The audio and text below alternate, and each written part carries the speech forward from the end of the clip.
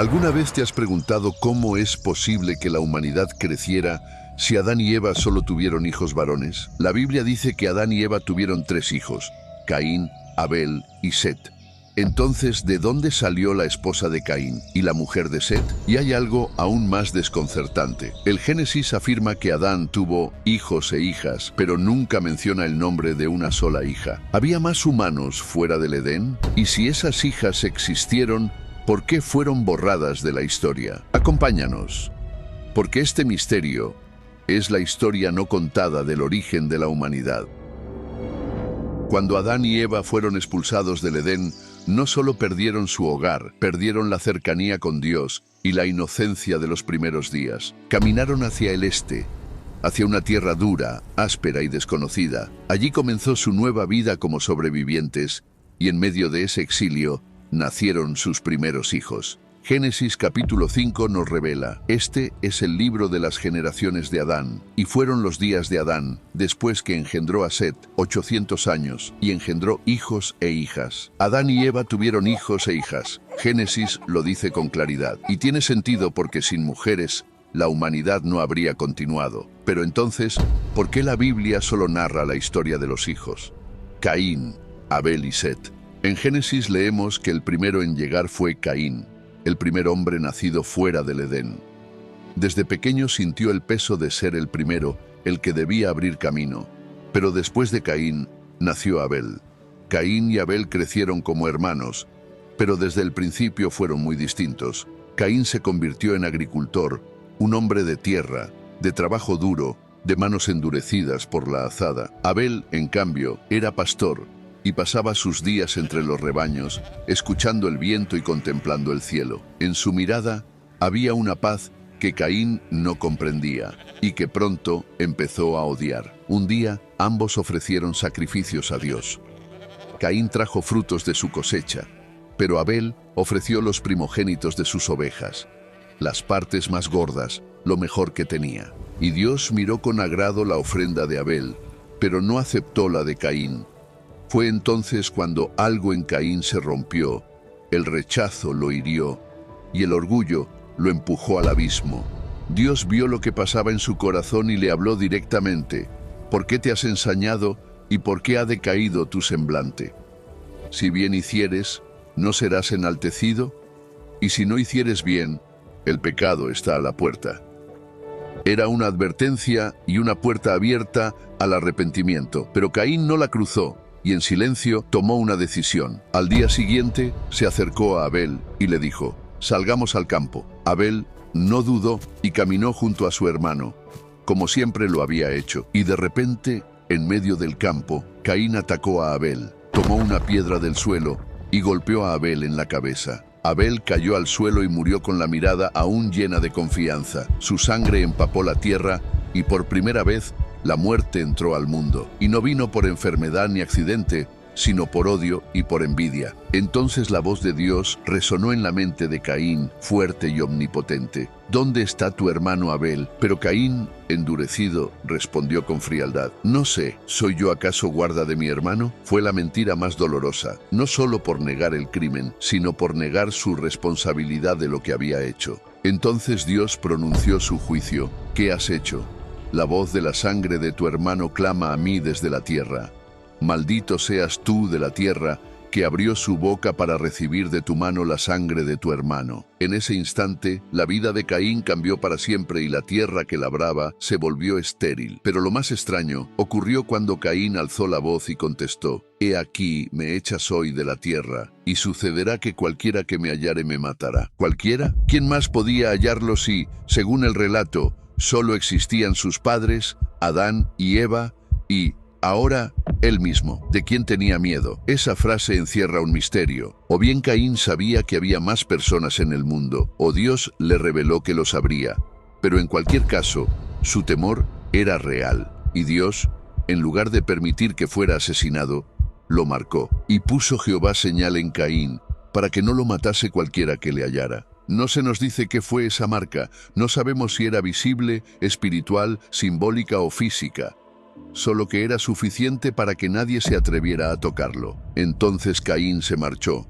Salió, literalmente, de la presencia del Señor y su historia ya no transcurriría bajo la mirada directa de Dios. Se fue al oriente del Edén, a una tierra llamada Nod, cuyo nombre significa vagabundeo, pero allí, en ese lugar marcado por el exilio, ocurrió algo sorprendente. Y conoció Caín a su mujer, la cual concibió y dio a luz a Enoc, y edificó una ciudad, y llamó el nombre de la ciudad, del nombre de su hijo, Enoc. Pero esto abre un nuevo misterio. ¿Cómo pudo Caín tomar esposa si hasta ese momento solo se habían nombrado a Adán, Eva y sus 3 hijos? Existen 3 hipótesis para intentar responder a esta pregunta. La primera hipótesis, y la más aceptada por la tradición bíblica, es que Caín se casó con su hermana. Esta posibilidad, aunque pueda parecer incómoda para los tiempos de hoy en día, tiene un fuerte soporte bíblico. En un mundo recién creado, donde toda la humanidad desciende de una sola pareja, las uniones entre hermanos o entre parientes cercanos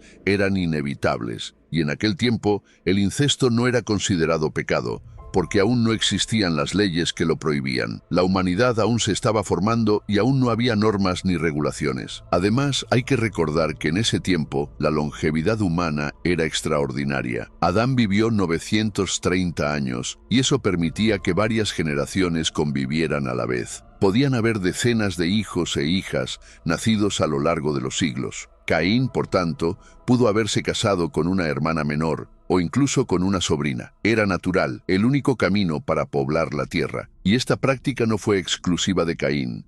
En la propia Biblia muestra que los patriarcas del pueblo de Dios se unieron a parientes cercanos. Abraham se casó con Sara, su media hermana. Isaac, su hijo, se casó con Rebeca, hija de su primo. Y Jacob, nieto de Abraham, se casó con Lea y Raquel, hijas de su tío Labán. Todas estas uniones ocurrieron dentro de la familia, y sin ellas, la historia del pueblo de Israel no habría comenzado. Por eso, todo apunta a que la esposa de Caín fue una hermana nacida de Adán y Eva. Pero si la esposa de Caín fue realmente su hermana, ¿por qué la Biblia no lo dice? ¿Por qué en un relato que nombra genealogías completas, que detalla edades, linajes y descendencias, guarda silencio justo en ese punto? Y aquí surge la segunda hipótesis, mucho más polémica. ¿Y si Dios creó más seres humanos aparte de Adán y Eva? La idea puede parecer radical porque no aparece de forma explícita en la Biblia, pero nace de una lógica que intenta llenar los huecos del relato. Después del asesinato de Abel, cuando Dios condena a Caín a vagar por la tierra, Caín responde con temor a que lo maten, y más adelante se nos dice que Caín no solo tomó esposa, sino que tuvo un hijo y construyó una ciudad. Pero nadie edifica una ciudad para 3 personas. Se necesita una comunidad, obreros, familias, generaciones enteras. ¿De dónde salieron? Esas preguntas llevaron a algunos a proponer que la historia de Adán y Eva podría no ser la única historia humana, sino la principal. Que Dios, además de crear al hombre en el Edén, pudo haber creado otros grupos humanos en otras regiones del mundo, como parte de un plan más amplio. En Génesis 1 leemos: «Y creó Dios al hombre a su imagen, a imagen de Dios lo creó, varón y hembra los creó».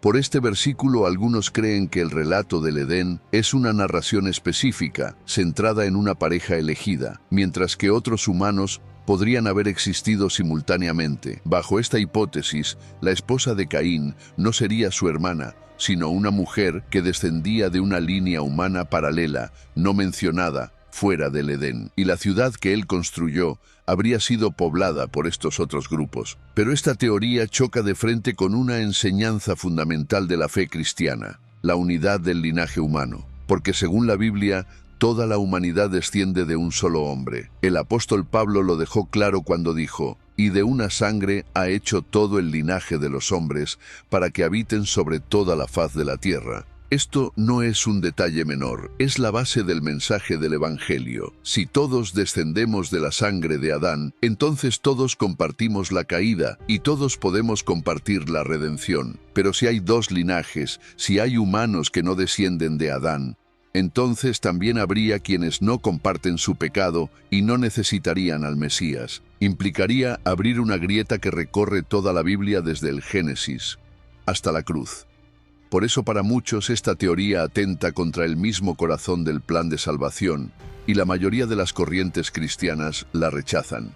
Hasta ahora, hemos visto dos posibilidades: que la esposa de Caín fuera una hermana nacida de Adán y Eva, como sugiere la Biblia, o que proviniera de una línea humana desconocida, como sugieren algunas interpretaciones alternativas. Pero hay una tercera hipótesis, una que no proviene del texto canónico, sino de un libro antiguo, conservado en los márgenes de la historia bíblica, pero que podría contener la clave. Hablamos del libro de los Jubileos. Este texto, escrito en el siglo II a.C., no es un libro oculto, sino un libro que simplemente fue dejado fuera de la Biblia. Este libro, también llamado a veces Pequeño Génesis, reordena los primeros capítulos bíblicos y los llena de detalles que no aparecen en el texto tradicional. Y el libro de los Jubileos afirma que Adán y Eva tuvieron hijas con nombre propio, y menciona específicamente a una mujer llamada Awan como la esposa de Caín. Sí,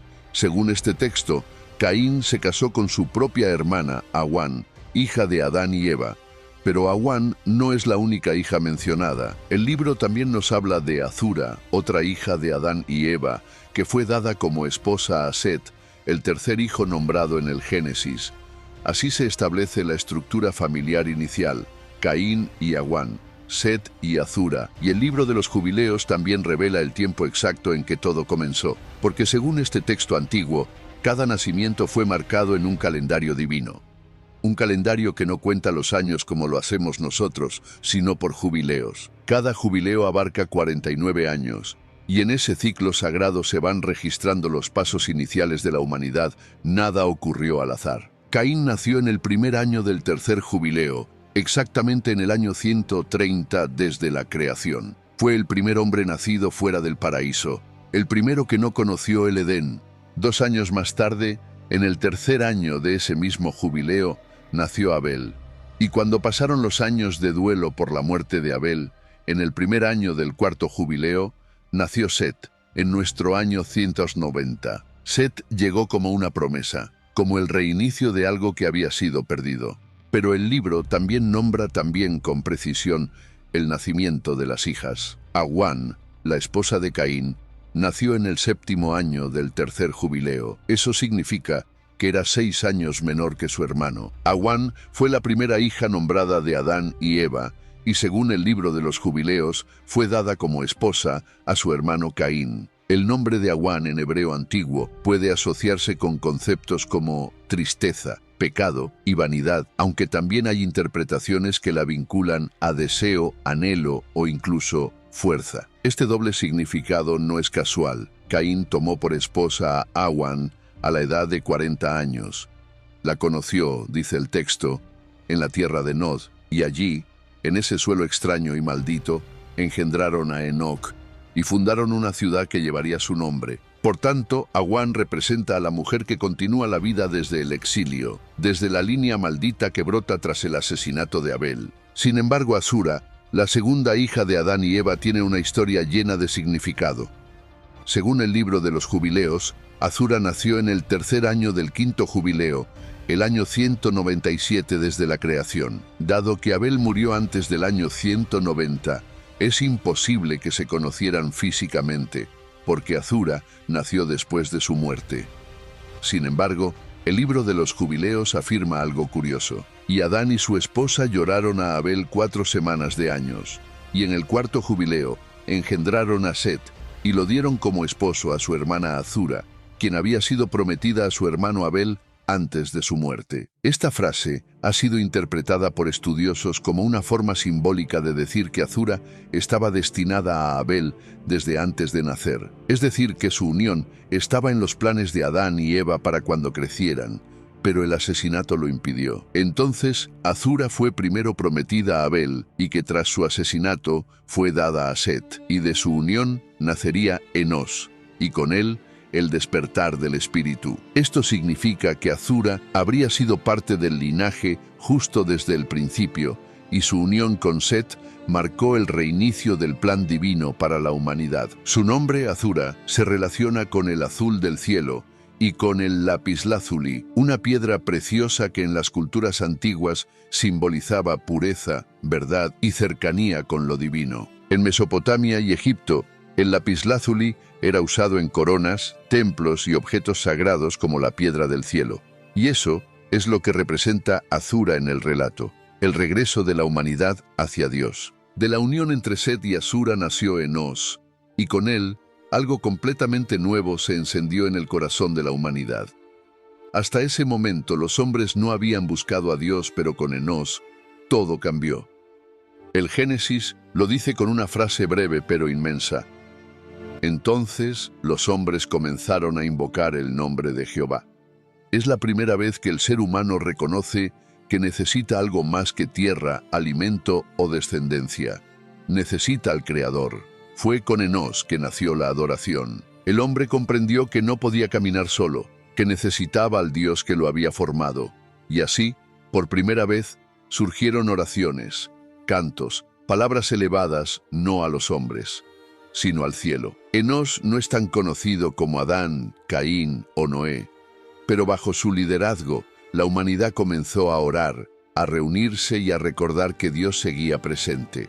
Pero estas dos parejas representan dos caminos opuestos, dos ramas del mismo árbol, una marcada por el exilio y otra por la esperanza de redención.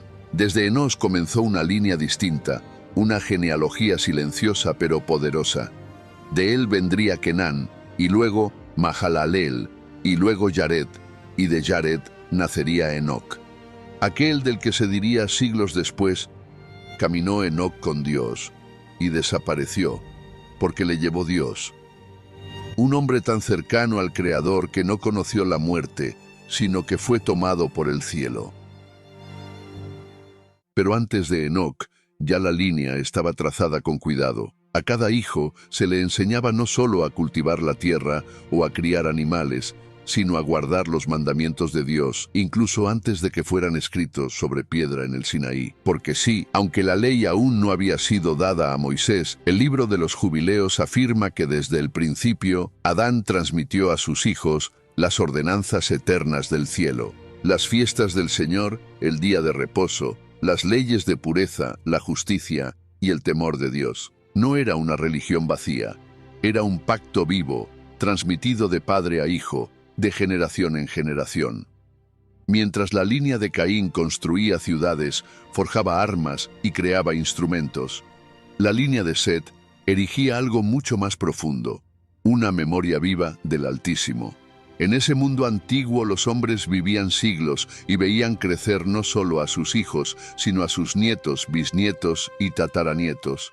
Adán vivió 930 años. Matusalén, el más longevo de todos, alcanzó los 969. Y en esos siglos largos, los justos contaban la historia del Edén, la caída y la promesa del retorno. Lo hablaban al anochecer, lo repetían al amanecer, y así, aunque el pecado se multiplicaba, también persistía una familia que no olvidaba a Dios. Eran pocos, pero fieles. Vivían rodeados de una humanidad que se alejaba, que elegía la fuerza, el dominio y la violencia. Y así la línea siguió. De Yared nació Enoc, y de Enoc nació Matusalén. Y de Matusalén vendría Lamec, y de él después vendría Noé. Pero en estos siglos sucedió algo. Los hijos de Dios, aquellos que descendían de Set, comenzaron a tomar por esposas a las hijas de los hombres. Una alianza que jamás debió ocurrir, porque los descendientes de Set comenzaron a desviarse. Vieron la belleza de las mujeres que descendían de la línea de Caín, mujeres criadas en la cultura del poder, de la sensualidad, del orgullo, y las tomaron por esposas. El Génesis es claro. Viendo los hijos de Dios que las hijas de los hombres eran hermosas, tomaron para sí mujeres, escogiendo entre todas. Era la unión de dos mundos, el mundo del pacto y el mundo del olvido, y de esa unión nacieron gigantes, los Nefilim, hombres de gran tamaño y violencia que llenaron la tierra con su fuerza y su crueldad. El término hebreo Nefilim proviene de una raíz que significa los caídos. Eran hombres violentos, famosos por su brutalidad y por imponer su poder sobre otros. Se veneraban como semidioses, pero eran monstruos. Génesis lo confirma. Había gigantes en la tierra en aquellos días, y también después que se llegaron los hijos de Dios a las hijas de los hombres, y les engendraron hijos. Y el libro de Jubileos también leemos: y sucedió cuando los hijos de los hombres comenzaron a multiplicarse sobre la faz de la tierra, y les nacieron hijas, que los ángeles de Dios las vieron en un año de este jubileo, que eran hermosas a la vista, y tomaron para sí esposas de todas las que escogieron, y dieron a luz hijos con ellas, y fueron gigantes. Y se acrecentó la injusticia sobre la tierra, y toda carne corrompió su camino, hombres y ganado, bestias y aves, y todo lo que andaba sobre la tierra. Todos corrompieron sus costumbres y sus órdenes, y comenzaron a devorarse unos a otros. Pero detrás de esta mezcla había algo más oscuro. Según el libro de Enoc, no fueron solo los hombres quienes quebraron el orden. Un grupo de ángeles llamados los vigilantes descendieron del cielo y tomaron mujeres humanas. Estos seres celestiales bajaron del cielo, corrompieron su propósito y enseñaron a los hombres conocimientos que los llenaron de soberbia. Les enseñaron hechicería, alquimia, astrología y guerra, y les revelaron secretos que no les correspondía conocer, y a cambio engendraron seres híbridos, violentos, corrompidos. El libro de los Jubileos lo confirma. Los vigilantes pecaron y se unieron a mujeres humanas, provocando una gran corrupción sobre la tierra. Estos gigantes devastaron la tierra, se comían el alimento de los hombres, destruían sus casas, esclavizaban a pueblos enteros, y cuando no les bastaba, comenzaron a devorarse entre ellos. Así, la corrupción se multiplicó. Los justos se volvieron una rareza. El linaje santo de Set se extinguía lentamente, devorado por su propia desobediencia, y la tierra se llenó de violencia. El libro de los Jubileos denuncia cómo se multiplicaron los pecados, se derramaba sangre sin temor, se abusaba de las mujeres, se invocaban espíritus impuros, y se forjaban armas no para labrar la tierra, sino para dominar a los hermanos. Y aquí es cuando las palabras del libro de los Jubileos y del Génesis se funden aquí para revelar el mismo momento. Y vio Jehová que la maldad de los hombres era mucha en la tierra, y que todo designio de los pensamientos del corazón de ellos era de continuo solamente al mal. La tierra misma se estremecía, y Dios, que lo había visto todo, que había formado al hombre con sus propias manos y soplado vida en su interior, vio cómo esa criatura se había pervertido hasta los cimientos. Y se arrepintió Jehová de haber hecho al hombre en la tierra, y le dolió en su corazón. Y fue allí, en ese abismo moral, donde el Creador pronunció su veredicto: raeré de sobre la faz de la tierra a los hombres que he creado. Pero en medio de aquella oscuridad, Dios halló a uno, solo un justo. Noé halló gracia ante los ojos de Jehová, no por ser perfecto, sino por ser fiel. Vivía en medio del lodo, pero no se manchaba. Noé no era perfecto, pero era íntegro, y fue solo por él que la humanidad no fue extinguida. Porque Dios no deseaba borrar al hombre, Dios deseaba restaurarlo, y así Dios eligió a Noé para comenzar de nuevo. El libro de los Jubileos narra que Noé aprendió las leyes antiguas que Adán había recibido en el Edén y que las conservó. Él recordaba los días en que su linaje caminaba con el Altísimo. Él no quería conquistar, quería obedecer. Pero Noé no era ingenuo. Veía lo que ocurría.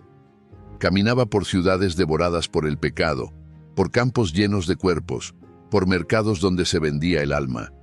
Y cada noche se arrodillaba y lloraba por lo que se avecinaba.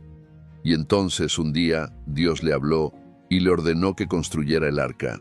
Noé no entendió al principio, pero obedeció, y durante 100 años la construyó con sus manos mientras el mundo se reía de él. El diluvio no fue solo juicio, fue un nuevo Génesis, un segundo nacimiento del mundo y una segunda oportunidad para el hombre.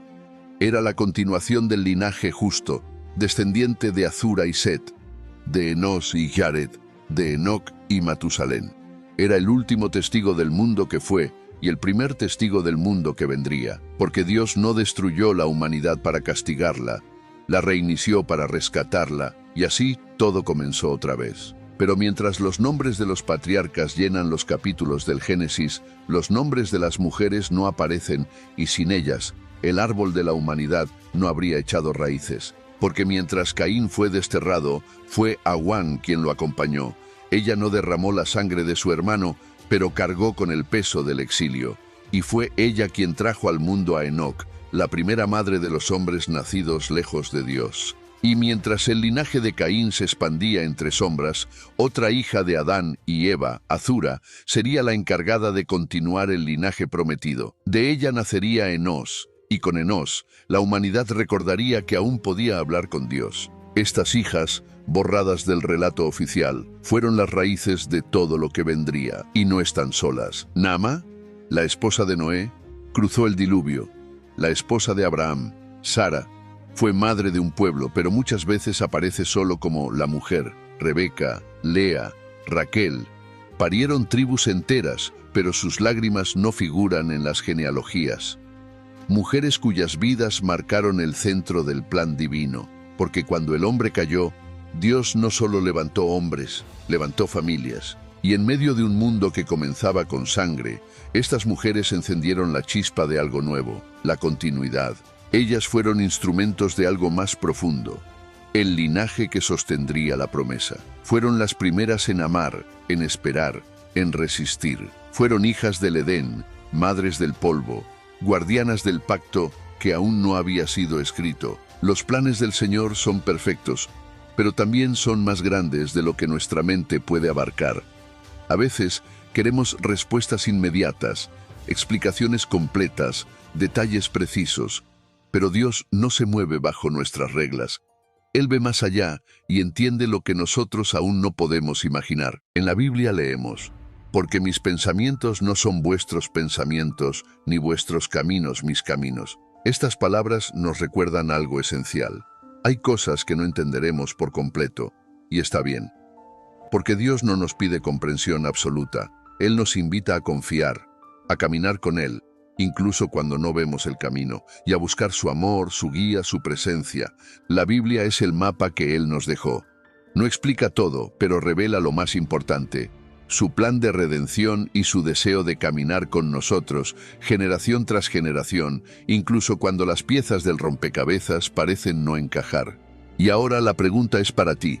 ¿Quién crees que fue la esposa de Caín? ¿Fue una de las hijas de Adán y Eva? ¿Cuál de las tres hipótesis sobre la esposa de Caín crees que es la correcta? Comparte tu reflexión en los comentarios, porque tu voz también forma parte de esta búsqueda. Y si quieres seguir descifrando los misterios que esconde la Escritura, suscríbete al canal, porque hay muchas historias que aún esperan ser contadas. Bendiciones.